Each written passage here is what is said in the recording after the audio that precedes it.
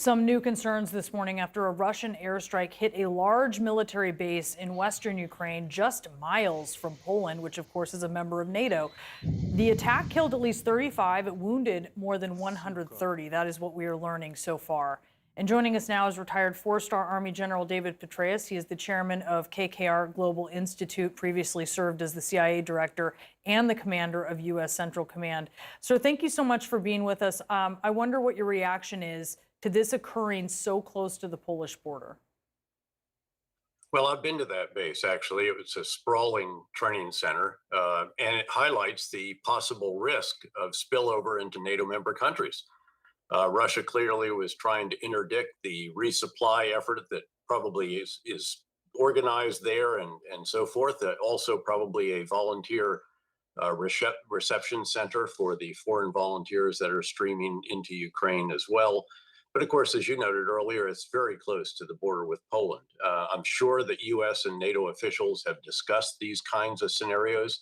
I suspect they already have ways that they would respond depending on what scenario it comes about.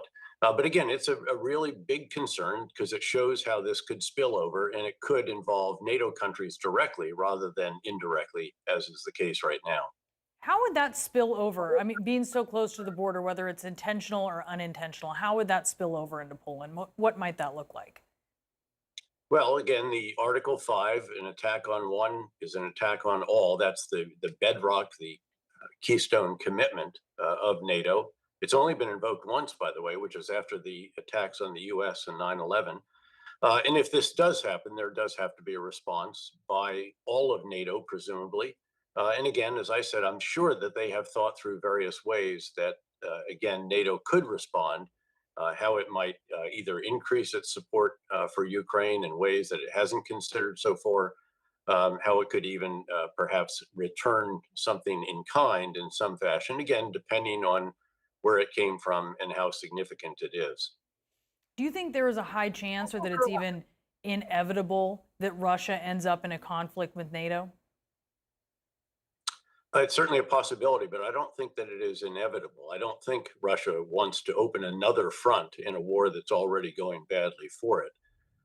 They already don't have enough forces. They already apparently don't have enough supplies. That's why they had that request to China for resupplies and for various systems that we thought they had in their arsenal as part of this massive rebuilding of the military that we'd heard so much about undertaken by Putin over the last decade or so, which turns out not to have been quite so massive and not with as much modern equipment as we had thought. So again, it is possible, but I don't think that he wants to bring further involvement of NATO countries into this. I suspect that at some point in the near future, Russia will start to seriously consider what kind of off ramps might be possible. And I suspect that in addition to discussing the Russian request to China for resupply, something that China can't welcome, and they may literally just sidestep it. You know, they don't want to be on the wrong side of history and join what is clearly becoming the evil empire in the case of Russia. The UN General Assembly, when you get over 140 countries to vote to condemn a country for its actions, abstaining in that case, as they did, is awkward. Providing weapons would be entirely different. And it's just possible they will say they didn't get any such request. This is fake news. It will certainly be a discussion between Jake Sullivan and his counterpart in Rome today, as will, I suspect, again, starting to think about what off ramps could be there, because China doesn't want to see the collapse of Russia either. But it does not want, it doesn't welcome this at all to begin with. Keep in mind that Ukraine's biggest trading partner is China, Yeah. and that President Xi really just wants calm and stability and no drama as he is in the months leading up to the fall gathering of the party at which he will be reelected for an unprecedented third term. So can I explore, sir, something you said about an off ramp? What are you looking at that gives you an indication that Russia may be ready to find one, and what might that look like? Well, I don't want to predict something imminent, but again, the fact that negotiations are still taking place, the fact that clearly the economic consequences of this are going to start to come home to roost in Moscow, probably this week. At some point, they're going to begin to default on the rollover of their debt payments. At some point, again, the people are going to realize, the stock market's never going to reopen. We aren't getting much for our ruble anymore. Various products that they used to take for granted are just not going to be on the shelves of stores. Again, this is starting to happen, and it will escalate in the weeks that lie ahead. I mean, McDonald's is closed, for example.